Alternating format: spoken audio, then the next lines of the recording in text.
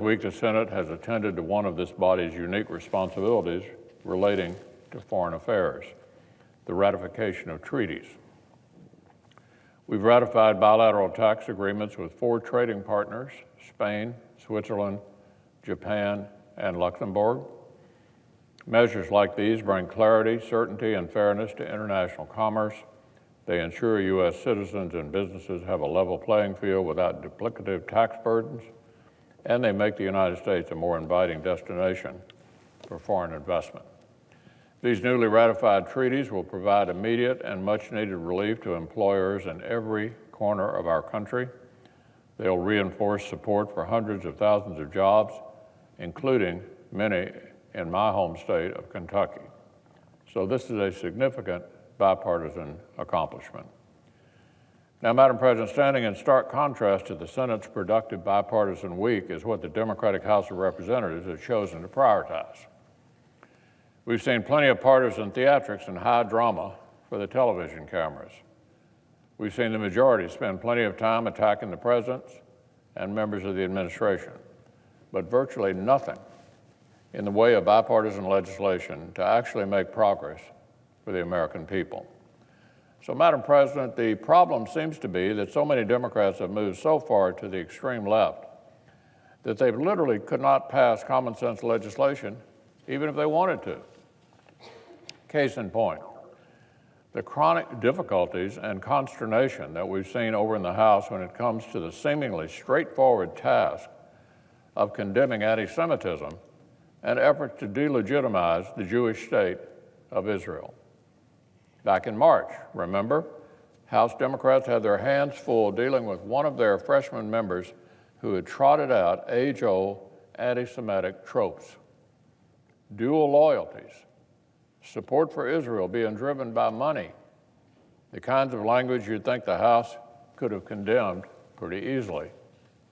But instead, after days of internal Democratic strife, all the House leadership could drum up was a watered-down resolution that sort of gestured vaguely at the problem.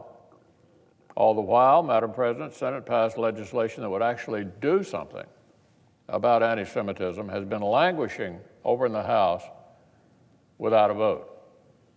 For more than 5 months and counting, the House has refused to act on S-1, the foreign policy legislation that we here in the Senate passed back in February.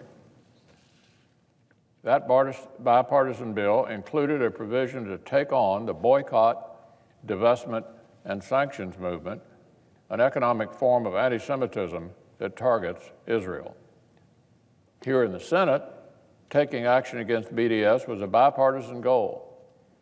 I'm a passionate opponent of the BDS movement. I know my friend, the Democratic leader, opposes BDS as well. And S-1 earned 77 votes here in the Senate back then.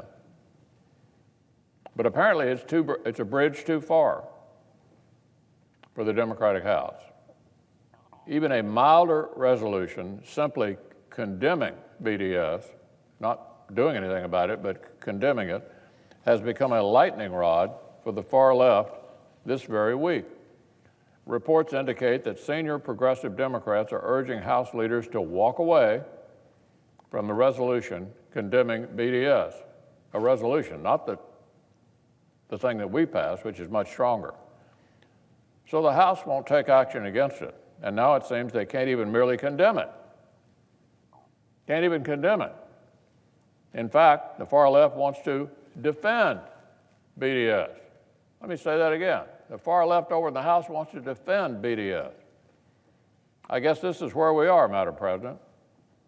Elected members of the Democratic Party are openly urging their leadership not to make them vote on condemning anti-Semitism. Let me say that again.